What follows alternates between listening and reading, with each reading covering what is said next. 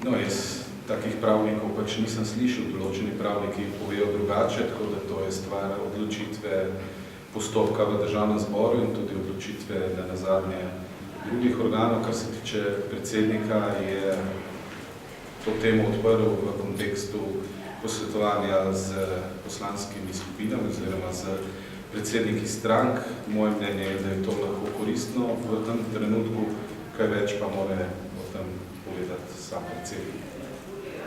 Kar se tiče pa pravnikov, kot sem rekel, obstajajo različna pravna mnenja, tudi postopek v državnem zboru glede razpisa referenduma poteka.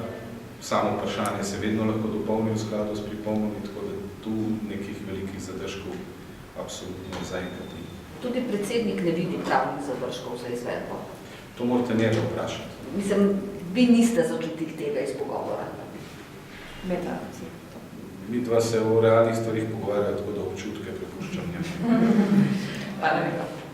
A lahko samo še to, ker gospod Tonin je v tem predlogu ste se najbolj tudi pogovarjali, ki ste pač poenotili glede, oziroma da bi potem spoštovali izid posvetovalnega referenduma, pač prav v zakonu piše, da je pač neobvezujoč rezultat, ker gre zgolj za posvetovalni referendum. Zdaj spet po mnenju nekaterih ustavnih pravnikov je to nezakonito in hkrati neustavno, ker pač svobodno voljo poslancev s tem kršimo, kako to komentirati. No, če smo normalna demokratična država, bi spoštovali vsako odločitev na referendum, kaj več je neumestno komentirati.